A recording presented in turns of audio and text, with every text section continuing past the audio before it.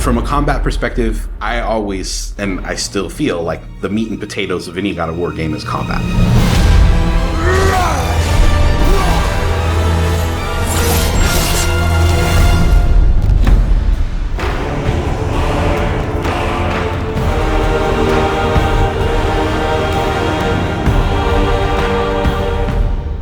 My name is Roberto Clemente, and all my friends call me Bert. I'm a senior combat animator here at Sony Santa Monica. My name is Kim Nguyen, and I'm a gameplay animator. Hi, I'm Sabra, and I'm a senior VFX artist on God of War Ragnarok. My name is Grace Pan, and I'm a gameplay animator in God of War Ragnarok. Hi, I'm Stephen O'Hara, GBA, combat designer on God of War. And I create interesting and memorable creatures that players like to attack and defend against.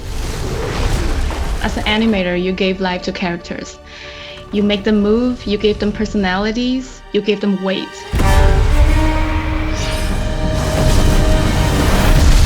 My role as a VFX artist is to put the power behind a move. You are in control of fire and earth and water and wind.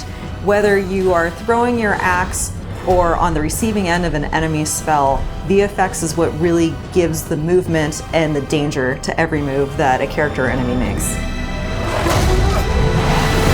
I work really closely with the design team and the tech art team on this project specifically. We actually work a lot with camera, along with the guidance of our great camera team, so I find myself doing fight choreography sometimes.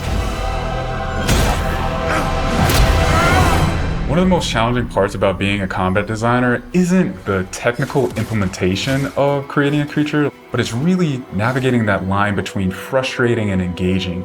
We want to make something that makes players lean forward and focus and really try hard against that enemy and feel good about overcoming that, but we don't want to make them feel defeated if they can't figure something out. And then it feels rewarding when you win, not because it was impossible, but because it was fun and engaging.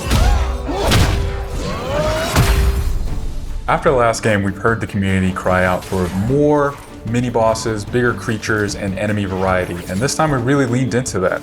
So in God of War Ragnarok, you're going to be traveling to all 9 realms, and each realm is going to have like its own theme of enemies that are very unique to that space. For example, in Alfheim, we're familiar with the Dark Elves, but this time around we're going to be fighting Light Elves, such as the Light Elf Warrior. One of the key learnings from the last God of War game is we don't have to think about the camera and how close combat is going to feel. We already have that knowledge, so we can build upon the close camera that we have, and we can iterate on enemies, creating more interesting scenarios. In the last game, Atreus was just starting to fight alongside Kratos, and he was learning from the Master Tactician. So in this game, he's trying to prove himself a little bit more, and we built upon those mechanics with him. The previous God of War, Atreus was still a kid, right? So he has a lot of dependency on his father. And for this game, you will see Atreus moving more independently on his own as a companion. In regards to VFX for Kratos, I think what the players really love is the powerfulness of it.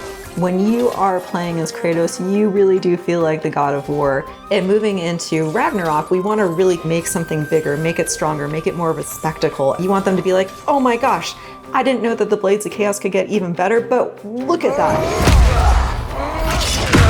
So as Kratos gets more powerful, he's going to have access to newer combos and newer abilities that will increase the combat depth of each weapon. For the Blades, one of the moves that I've really enjoyed from previous God of Wars is the combat grapple, and we're going to be bringing that with a new twist. I'm very excited for players to try the blade grapple traversal moves. That brings so much more speed into the movement and the dynamic feel to it. One of the ways we've expanded Kratos combat this time around is we've given more utility and choice to his shield loadout. If you are a parry person, you could really go for a shield that gears towards parrying.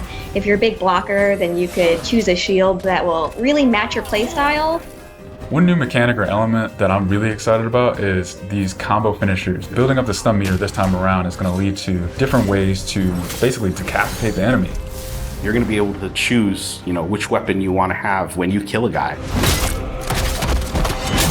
Another feature that we've added for Kratos is his new pre-fall attacks. So you could jump off a ledge, and if there's an enemy below you, you could slam down on him.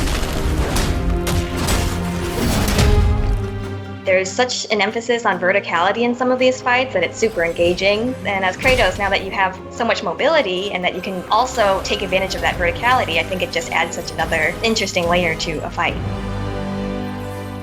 In God of War Ragnarok, we've enhanced the Kratos and Atreus duo. He's going to initiate a little bit more, be aggressive. He's going to fight alongside you and sometimes even surprise you with his combo abilities too. Some of the new expanded companion actions that you'll see Atreus do leverage the fact that he's older now, he's bigger now. And he's different from Kratos, so his magic has a different flavor.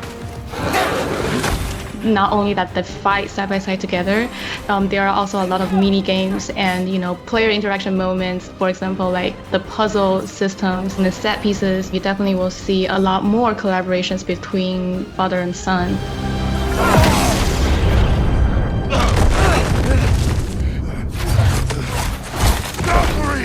Odin must have sent them! There's so much that goes into building a big set piece. You basically iterate and iterate and iterate, and it takes testing and just seeing what works to really figure out the personality of something. Basically, every department gives it their all to make things really spectacular. There were a lot of different times that I would look back at God of War games just through the ages. Before 2018, there were so many amazing, huge boss fights and set pieces that it was a huge inspiration for me on my time on this project. For the Old Father! Our design philosophy for creating new and memorable enemies is basically making them a combat puzzle, similar to like chess, and focusing on the chess pieces. Each piece has its own theme and its own use. You need to be able to see what's happening in an instant and be able to react as the player. There's a couple of different ways that we go into making an attack very readable for the player. Sometimes we add a signature audio cue, or we'll add the different rings, such as what we did in the last game, that lets you know that this attack is unblockable, you need to dodge it. There's so many different ways that VFX really helps not just show what an enemy is about to do, but show who the enemy really is.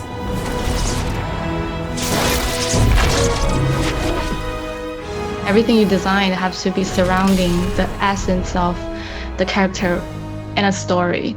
It's what makes it believable and memorable in the first place. I think what I'm most excited about is for players to experience the diversity of enemies that this game has to offer. You will be fighting everything from small little creatures to things that will take up the entire screen. All of their designs run the gamut. I think each one looks so much different from the next one, and each of them have their own play styles and their own little fantasies that go into it. And so I think if you are really into Norse mythology, you'll be very interested to see how Sony Santa Monica has taken some of these creatures and interpreted them for God of War. Everything that goes into the game, there's emotion behind it and intent behind it, and by the time it gets to you, everything that you've seen that you're going to play and experience has been sweated over, bled over, tested, and is fun to play.